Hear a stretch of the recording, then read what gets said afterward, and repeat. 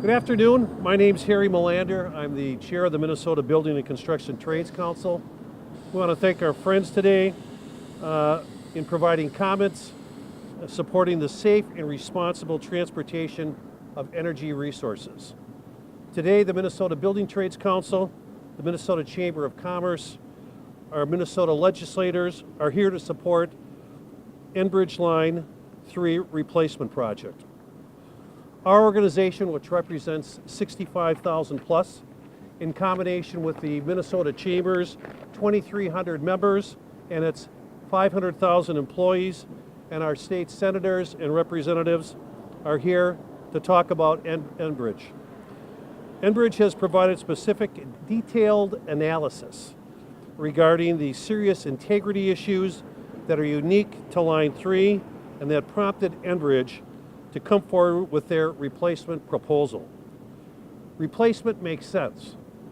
It's the only way to ensure they're addressing the known integrity issues on line number 3. When I read the DEIS, I'm not left with the impression that the no build is a problem. But it is when you continue to operate existing Line 3 with all of its integrity issues starts to become significant risk. And I hope that Minnesota fully recognizes that and moves ahead with the approval of this replacement line.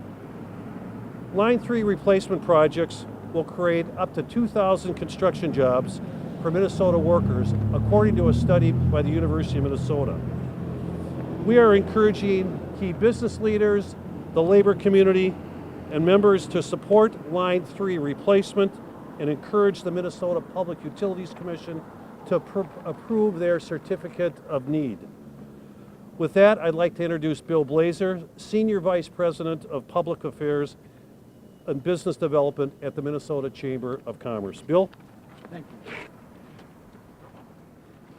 you.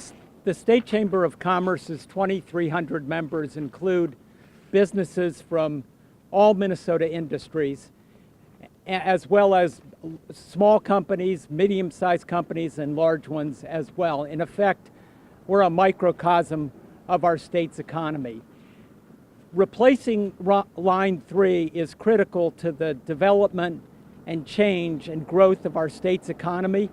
The way we think about it is for this one project, our state gets four benefits. First, we get the fuel that we need in order to propel our economy forward.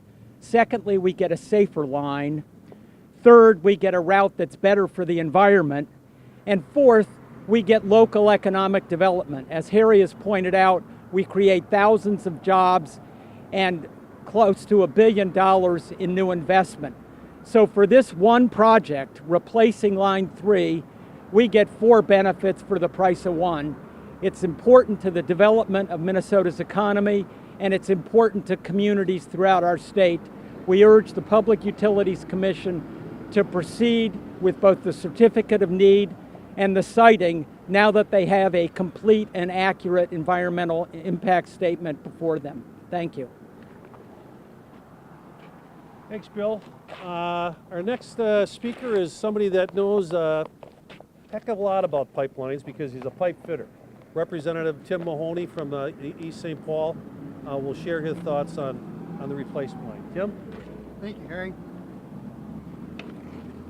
As a pipe fitter, I do know that whenever I'm working on a pipeline, I'm in a deep ditch and I don't really particularly love it. Thank you for inviting me today. I really do appreciate it. I do want to say one thing first and foremost. Pipelines are the safest way to move petroleum products from point A to point B. You do not have the chance of something falling off of a rail car falling off of a rail line. You do not have the opportunity for another car to hit a tanker truck. And that may seem a different kind of way to ask or talk about it here, but I represent a district of 40,000 people. And through that district, I have 10 or 20 rail cars coming through, trains coming through with 100 tanker cars on them. Those 4, 5, 6, 800, or 1,000 tankers are going by 3 elementary schools, 4 parks, a couple of low-income concentrated areas, and I'll call that economic racism. When we can put a pipeline through and reduce our safety issues hundreds of times, that's the way to go. And whether it's Enbridge's line here or any other line, the process has been set in place. And when a pipeline company comes along and follows the rules, plays by the rules, does what they're told, they should get a yes or a no. They shouldn't get the runaround and have the process used just to make them get tired and go away. I say the idea of rail lines being a problem in my district. But if you go to Blaine, you go to Anoka, you go to Minneapolis, you go 250 yards to my right, you've got tanker trains coming by. You go from here to Winona, because that's the way they go, down along the Mississippi. Now, the pipeline's not going to spill into the Mississippi.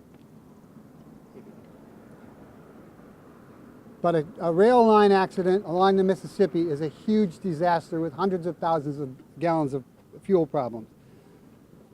Bill and Harry have both talked about the idea that these are good jobs, good paying jobs in greater Minnesota. That will be taken by the people who live in those particular areas. Good paying jobs with benefits for the people who are building this particular line in their particular area. About 75 to 80% of the work will be done by locals. I'm here today to support the Enbridge Line 3 replacement, and I hope we can get a good, straight answer one way or the other fairly soon. Thank you, Harry. Thank you, Tim. Our next and final speaker will be Senator Eric Pratt out of District 55. And Senator, thanks for showing up and sharing a few words. Thank you. Well, thanks for the introduction, Harry. It's a pleasure to be here in a very bipartisan effort to get this approved. Industries won't invest in this state any significant capital as long as they believe that they're going to be pulled into a long, drawn-out process by the state. Now, I believe that we can't risk this investment moving somewhere else, and that's why I'm supporting the Line 3 replacement. I also want to urge the PUC to approve the certificate of need and the preferred route applications in a very timely manner. As a state, it's extremely important that this project remain on schedule so that we can see the $2 billion in net positive economic benefit. And also that includes the $334 million in payroll to workers. Now, those are significant numbers, and folks, I believe those are the numbers that we need to be focusing on. Also, there's going to be a long-term benefit to the state because we'll have ongoing jobs providing safety, maintenance, and monitoring of the pipeline. Now, as the others have said, investment means jobs. And I think it's extremely important that we get this project approved so that hundreds of Minnesota families will collect a paycheck instead of an unemployment check.